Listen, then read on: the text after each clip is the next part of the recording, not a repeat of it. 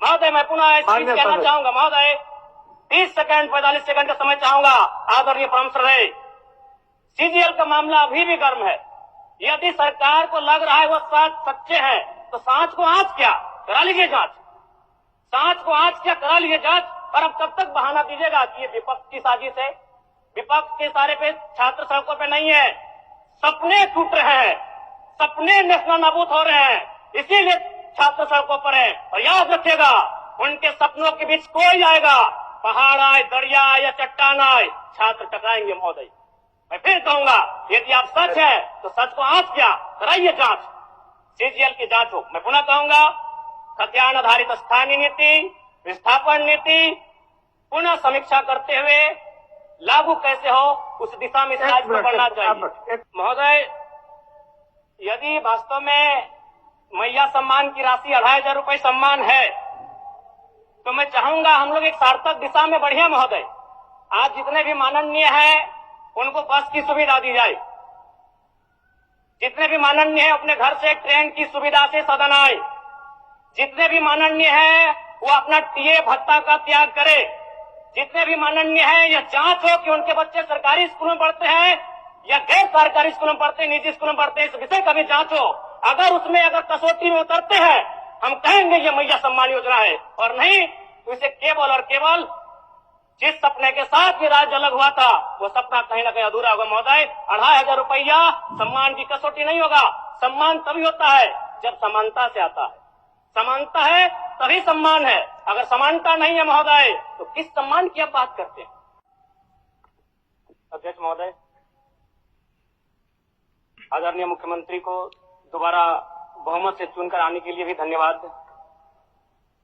माननीय वित्त मंत्री के द्वारा अनुपूरक बजट, द्वितीय अनुपूरक बजट जो 4,833 करोड़ 39 लाख लाया गया है, जबकि यही सरकार ठीक कुछ दिन पूर्व प्रथम अनुपूरक बजट, माफ कीजिएगा, प्रथम अनुपूरक बजट 4,833 करोड़ 39 लाख का लाया गया था। और आज पुनः द्वितीय अनुपूरक बजट जो कि 11,697 करोड़ 45 लाख की राशि लेकर आए हैं। तो महोदय, जब पूर्व में हमारे पास जो निर्धारित राशि होती है और उन राशि को अगर हम खर्च नहीं कर पाते हैं तो फिर ऐसे बजट का एक दिशा का होना और राज्य की दिशा का अलग होना, कहीं ना कहीं इस चरितार्थ को हम लोग उदाहरण के रूप में प्रस्तुत करते हैं। महोदय, बजट की सार्थकता तभी आम व्यक्ति को समझ में आएगी जब एक गांव का सबसे गरीब व्यक्ति, गंगवा की पत्नी गंगिया, अपनी गठरी में बाजार के बजट को रख पाए। आज तमाम माननीयों ने, हमने भी सोचा था कि पक्ष की तरफ से विषय को रखा जाएगा, विपक्ष वाले तर्क को प्रस्तुत करेंगे और इसी बीच मैं एक नया नवेला युवा सीखने का कार्य करूंगा। लेकिन मैक्सिमम समय इन्होंने दिशाहीन मुद्दों पे रखा। तो मैं, चूंकि मैया सम्मान योजना मूल बिंदु रही, केंद्र बिंदु रही, किसी ने उसे सम्मान कहा, नारियों का सम्मान कहा, महिलाओं का सम्मान कहा, हम लोग भी महिलाओं के सम्मान के पक्षधर हैं। हमारे एक भाई कह रहे थे कि 2500 रुपए की राशि जब एक स्कूल कॉलेज में पढ़ने वाली बहन को दिया जाएगा तो उससे वो स्कूल कॉलेज कागज, कॉपी, कलम की सामग्री लेगी। मैं कहना चाहूंगा, अगर आप उसे स्कूल कॉलेज जाने से पहले अगर 2500 रुपए देंगे तो उसे आप निकम्मा और आलसी बनाएंगे। यदि आपको उस राशि को देना है तो उसके स्कूल कॉलेज जाने के बाद दीजिए, स्कॉलरशिप के रूप में दीजिए। मैं आज पुनः कहूंगा, क्योंकि आप सत्ता पक्ष में हैं, आप संभवतः अपने इस विषय को बचाएंगे, आप अपना पक्ष रखेंगे कि आपने मैया सम्मान योजना एक महान कार्य किया है। लेकिन मैं फिर कहूंगा, 18 साल, 25 साल, 30 साल की लड़कियों को जो आप फ्री में 2500 रुपए दे रहे हैं, आप उनकी प्रतिभा को हनन कर रहे हैं, आप उनकी प्रतिभा को नकारात्मक दिशा में ले जाने कार्य कर रहे हैं महोदय। मैं इसे आप स्कॉलरशिप का रूप दीजिए।